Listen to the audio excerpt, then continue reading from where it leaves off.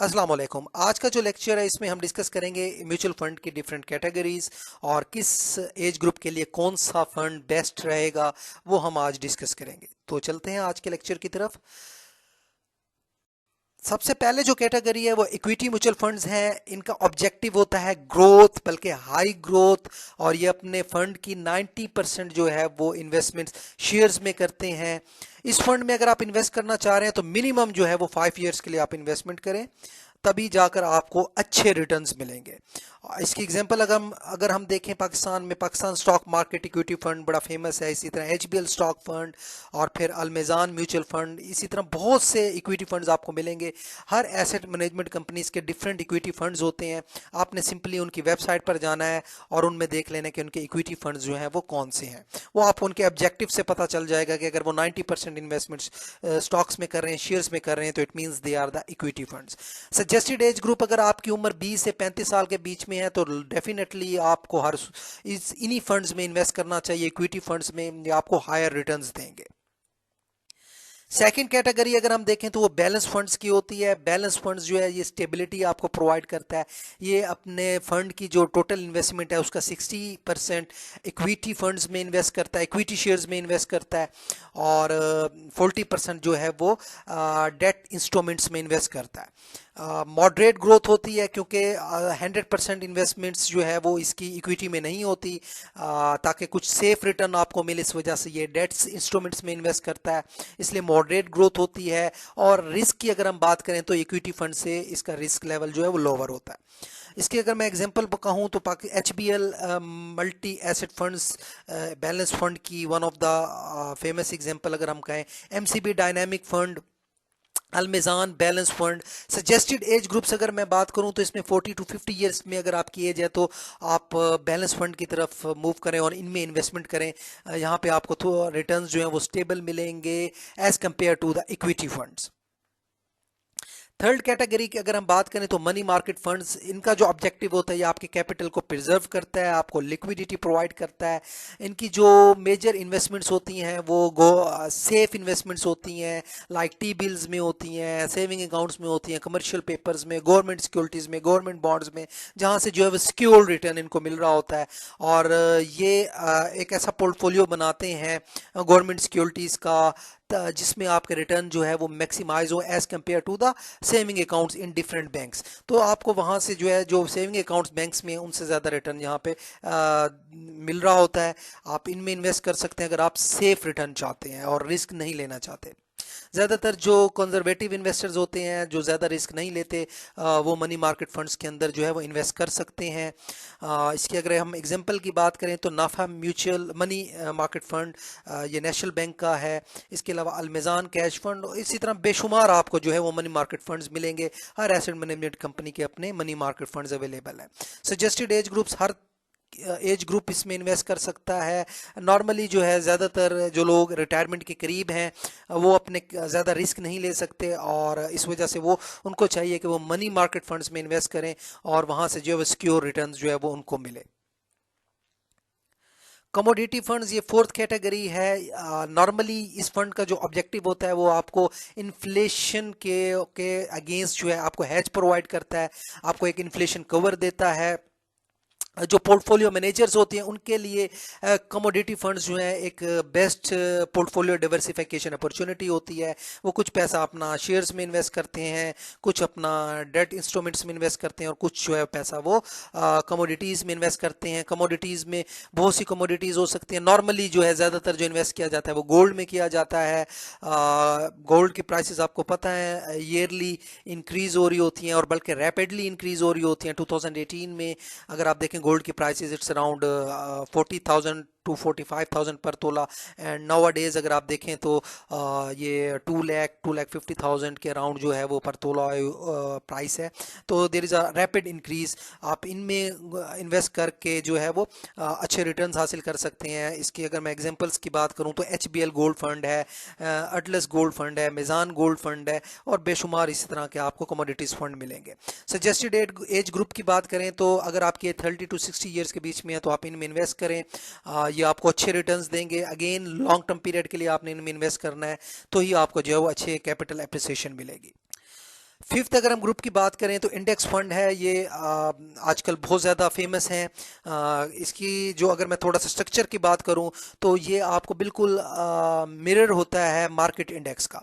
Like KSE 100 index अगर आपका है तो इंडेक्स फंड जो है वो इस तरह से डिज़ाइन किया जाएगा, इसकी सिक्योरिटीज़ का कंपोजिशन इस तरह से होगा कि जैसे जैसे इंडेक्स मूव करेगा आपका ये फंड भी उसी तरह से मूव करेगा। इट मींस कि ये इंडेक्स को जो है वो ट्रैक करता है। लास्ट ईयर KSE 100 इंडेक्स 65,000 पे था और आज अगर आप देखें आज की डेट में इंडेक्स 1,33,000 पॉइंट्स पे है। तो अगर आपने इंडेक्स फंड में इन्वेस्ट किया होता लास्ट ईयर तो आपका कैपिटल बहुत रैपिडली जो है वो अप्रिशिएट होता और उसको ग्रोथ मिलती। और अभी भी ये एक्सपेक्ट किया जा रहा है कि इंडेक्स जो है वो इस साल के एंड तक 1,50,000 अराउंड जो है यहाँ पर अप्रॉक्सीमेटली यहाँ तक पहुँचेगा। तो इंडेक्स फंड जो है एक अच्छी अपॉर्चुनिटी जो है, इसमें आप इन्वेस्ट करके लॉन्ग टर्म इन्वेस्ट करके जो है वो कैपिटल एप्रिसिएशन, कैपिटल गेन जो है वो ले सकते हैं।